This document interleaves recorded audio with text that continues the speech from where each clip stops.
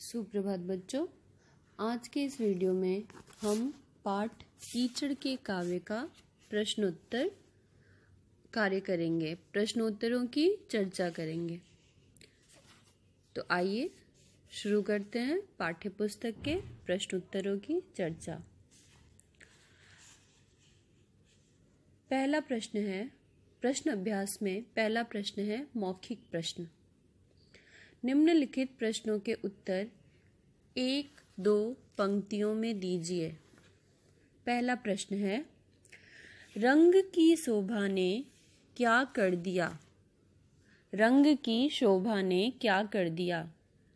इसका उत्तर होगा, लाल रंग की शोभा ने आज कमाल ही कर दिया।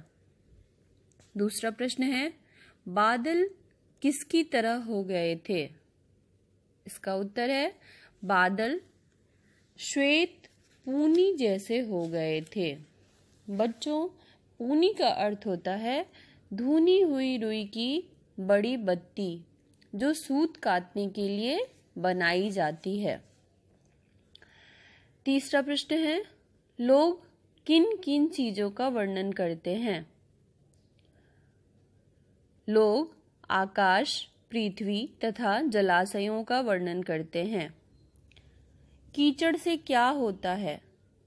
कीचड़ से शरीर गंदा होता है तथा कपड़े मैले हो जाते हैं, इसीलिए कीचड़ में पैर डालना कोई पसंद नहीं करता। कीचड़ जैसा रंग कौन लोग पसंद करते हैं? पांचवा प्रश्न है, इसका उत्तर है, हम सब पुस्तकों के गत्तों, घर की दीवारों तथा कीमती कपड़ों के लिए कीचड़ जैसा रंग ही पसंद करते हैं। कलाभिज्ञ लोगों को भी यह भट्ठी में पकाए मिट्टी के बर्तनों के लिए यही रंग पसंद है। प्रश्न 6, नदी के किनारे कीचड़ कब सुंदर दिखता है? नदी के किनारे जब कीचड़ सूखकर टुकड़े टुकड़े हो जाता है, तब वह अत्यंत सुंदर दिखता है। प्रश्न 7, कीचड़ कहाँ सुंदर लगता है? नदी के किनारे मीलों तक फैला हुआ समतल और चिकना कीचड़ सुंदर लगता है। पंख और पंकज शब्द में क्या अंतर है?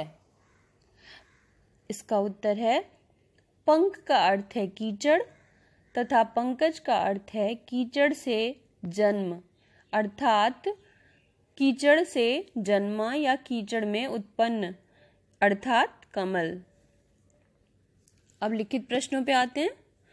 निम्नलिखित प्रश्नों के उत्तर 25 से 30 शब्दों में लिखिए। पहला प्रश्न है, कीचड़ के प्रति किसी को सहानुभूति क्यों नहीं होती? उत्तर, कीचड़ से शरीर गंदा होता है तथा कपड़े मैले हो जाते हैं, इसीलिए कीचड़ में पैर डालना कोई पसंद नहीं करता। कोई भी यह बर्दाश्त नहीं कर सकता कि उसके शरीर पर कीचड़ उड़े और इसीलिए कीचड़ के प्रति किसी को सहानुभूति नहीं होती। दूसरा प्रश्न है, जमीन ठोस होने पर उस पर किनके पदचिन्ह अंकित होते हैं? जमीन ठोस होने पर उस पर किनके पदचिन्ह अंकित होते हैं? उत्तर, जब ज्यादा सूख जाने पर कीचड़ रूपी जमीन ठोस हो जाती है तो उस पर गाय, भैंस, बैल, पाड़े, भेड़, बकरे इत्यादि के पदचिन्ह अंकित हो जाते हैं, जिसकी शोभा अलग होती है। तीसरा, मनुष्य को क्या भान होता जिससे वह कीचड़ का तिरस्कार न करता? इसका उत्तर है, यदि प्रत्येक मनुष्य को यह भान होता कि हमारा अन्न कीचड़ से ही पैदा होता है, तो वह कभी भी कीचड़ का तिरस्कार न करता, परंतु कीचड़ को घृणास्पद बताते समय वह इस कटु सत्य को भूल जाता है। प्रश्न 4, पहाड़ लुप्त कर देने वाले कीचड़ की क्या विशेषता है? इसका उत्तर है, गंगा, अथवा सिंधु नदी के किनारे यदि कीचड़ से तृप्ति न मिले तो सीधे खंभात पहुंचना चाहिए। वहां सर्वत्र सनातन कीचड़ ही कीचड़ देखने को मिलेगा। इस कीचड़ में हाथी नहीं बल्कि पहाड़ के पहाड़ डूब जाते हैं। वहां पर जहां तक भी दृष्टि जाती है केवल कीचड़ ही कीचड़ देखने को मिलता है। ख, निम्नलिखित प्रश्नों के उत्तर 50 से 60 शब्दों में लिखिए। पहला प्रश्न है, कीचड़ का रंग किन किन लोगों को खुश करता है? उत्तर, कीचड़ का रंग बहुत सुंदर होता है। हमें पुस्तकों के गत्तों, घर की दीवारों तथा शरीर के कीमती कपड़ों के लिए कीचड़ जैसा रंग ही पसंद आता है। इसके अतिरिक्त कीचड़ का रंग श्रेष्ठ कलाकारों, मूर्तिकारों तथा चित्रकारों आदि को भी खुश करता है। इन्हें भट्ठी में पकाए गए मिट्टी के बर्तनों के लिए यही रंग पसंद है। फोटो में भी यदि ऐसे रंग का मिश्रण हो जाए तो अनुभवी और जानकार कलाकार खुश हो जाते हैं और उसे वार्म टोन का नाम देते हैं। दूसरा प्रश्न है, कीचड़ सूखकर किस प्रकार के दृश्य उपस्थित करता है? इसका उत्तर, नदी किनारे जब कीचड़ सूख जाता है तब उसके टुकड़े अत्यंत सुंदर दिखाई देते हैं। अधिक गर्मी के कारण उन टुकड़ों में दरारें पड़ जाती हैं और वे टेढ़े हो जाते हैं। कीचड़ के ये टेढ़े टुकड़े सुखाए हुए खोपरे जैसे लगते हैं। नदी किनारे एक सा फैला चिकना कीचड़ सुंदर दृश्य उपस्थित करता है।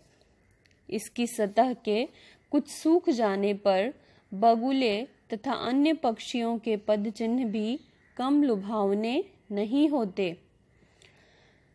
अधिक सूख जाने पर ठोस हुए कीचड़ पर गाय, बैल, भैंस, पाड़े, भेड़, बकरी इत्यादि के पदचिन्ह आकर्षक लगते हैं।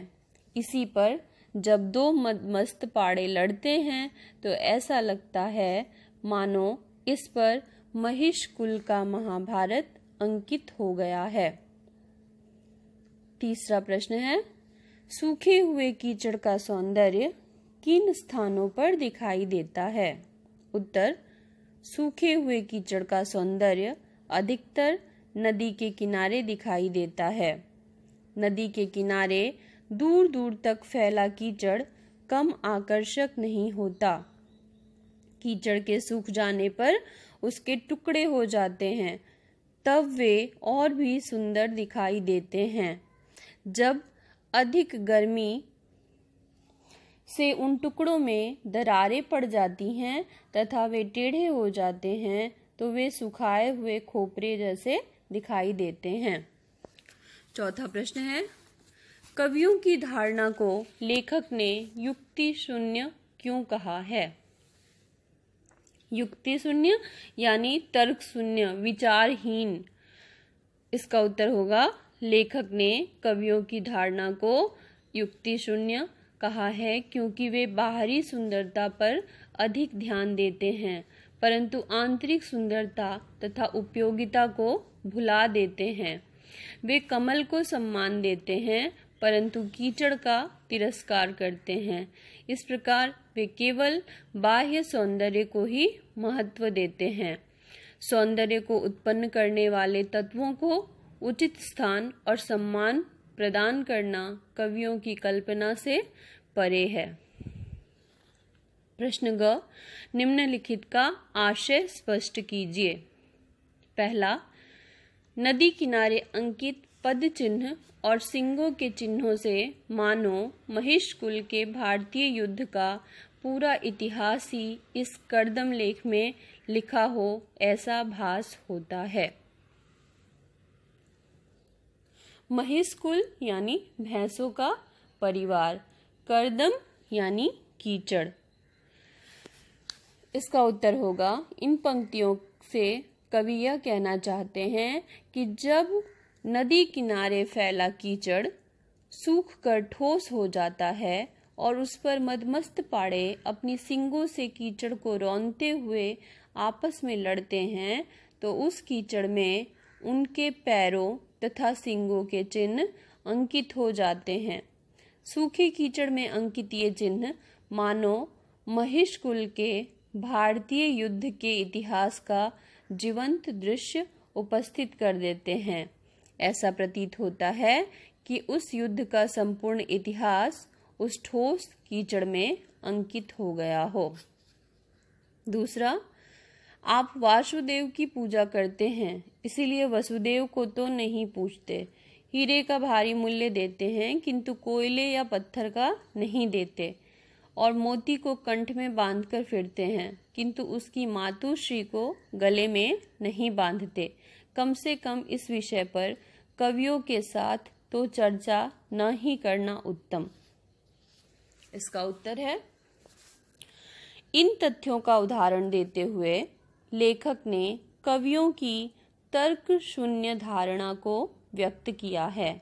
लेखक ने कहा है कि कवि कीचड़ में खिलने वाले कमल की प्रशंसा करते हैं किंतु इसके जन्मदाता कीचड़ को ही भूल जाते हैं।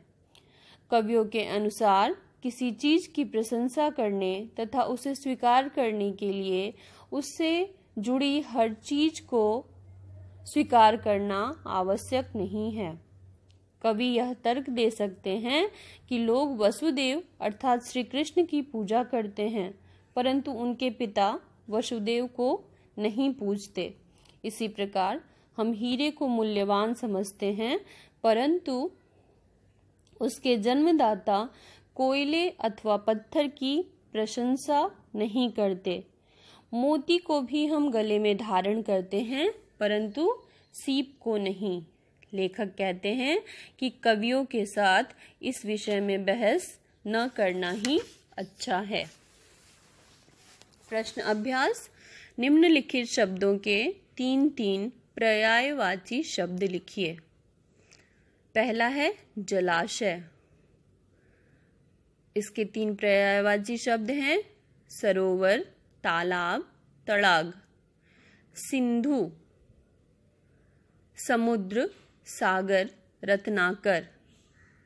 पंकज, कमल, जलज, नीरज। पृथ्वी, भू या भूमि, धरा, वसुंधरा।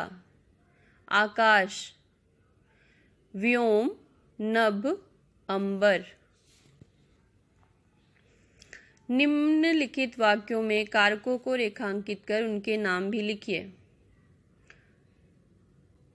बाकी के सभी भाषा अध्ययन के प्रश्न मैं आपको PDF के रूप में सेंड कर दे रही हूँ। आप वहाँ से उन प्रश्नों के उत्तर अपनी कॉपी में लिख लेंगे। कीचड़ का नाम लेते ही सब बिगड़ जाता है। यहाँ का संबंध कारक है। क्या कीचड़ का वर्णन कभी किसी ने किया है? यहाँ भी का संबंध कारक है और ने कर्ता कारक है। हमारा अन्न कीचड़ से ही पैदा होता है। से यहाँ करण कारक है। पद चिन्ह उस पर